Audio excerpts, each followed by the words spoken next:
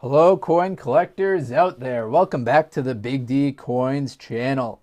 Here we have some elusive Indian head pennies. If you come across a wheat penny while coin roll hunting, you're probably going to be pretty happy. But if you come across one of these Indian head pennies, that might make your entire day, maybe even your entire week. Before we get into the details of what makes these coins particularly rare, if you have been enjoying these videos, please do subscribe to the channel. About 90% of the people who watch these videos aren't subscribers, so if I could get that percentage down and get more people subscribed, that would be greatly appreciated. And if you want to get notifications every time a video is posted, hit that bell icon and that will send you a little notification, probably to your email or your smartphone, every time I post a video. Now let's get into the details of this coin. So the Indian head penny was made from 1859 until 1909. There was a metal composition change which occurred in 1864. Prior to 1864, the coins were made out of 88% copper, 12% nickel. However, the mint found that it was hard to get a good strike on those coins just based on the metal composition, so they switched it up to 95% copper, 5% tin. So I've got one of those prior to 1864 Indian head pennies represented right here.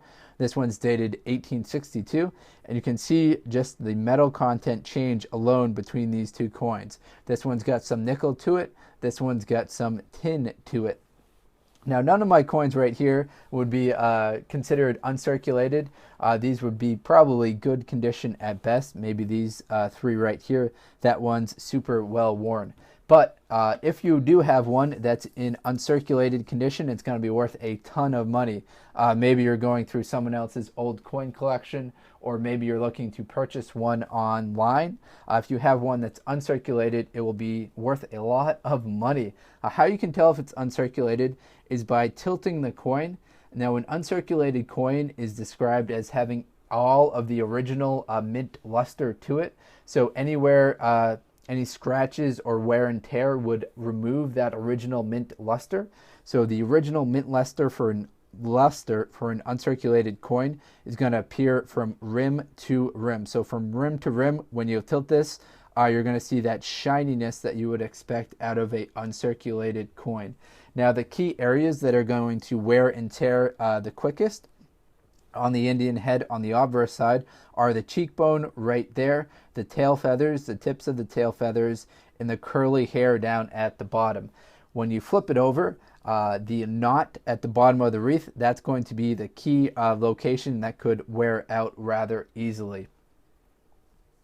Now, you want that luster to radiate across the entire coin. The copper might have changed a little bit of color, but as long as it has that original luster and that shininess to it, it could still be graded very, very, very highly.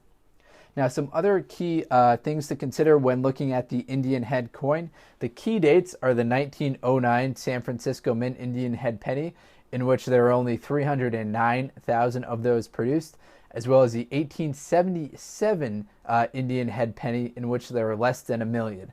Those 2 years are the only years in which there are less than 1 million. Interestingly, the highest mintage year came in 1907, in which there were over 100 million. So that's quite the swing there. So from under 1 million to over 100 million, over 100x increase. So the 1907 Indian head cent had 108 million of those coins that were produced. Now, these coins were primarily produced at the Philadelphia Mint, with the exception of the final 2 years in which some were produced at the San Francisco Mint.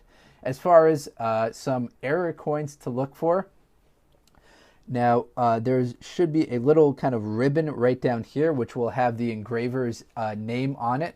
Now, there are two varieties out there in which their 1864 Indian head penny has the no L on the ribbon. Now, those two varieties are a little bit different, but the key is that for the ribbon that appears, you see the headband right there, and then in the tail is a little bit of a ribbon, which has the engraver's initial. That 1864 error coin is missing that ribbon.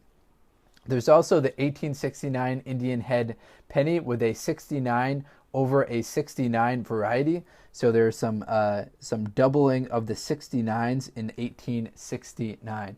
couple of other different varieties out there. There's the 1873 open 3 variety, in which the gap in the 3, so if you go 3 like that, there's a little kind of gap in between the 2 3s, the high end and the low end of the 3. That changes in the 1873 Indian head penny. So probably kind of not doing those varieties justice. If you have one in which you think the numbers are off, you might want to look up online to see if there are any known errors for that particular year. All right, everyone, hopefully you enjoyed this video. We talked about the 2 rarer years for the Indian head penny, which are 1909 San Francisco Mint and 1877. The most common year is the 1907, in which there are 108 million made. In general, the coins were made from 1859 to 1909, with a metal composition change occurring in 1864. All right, everyone, thank you very much. Best of luck coin collecting out there. Take care. Enjoy.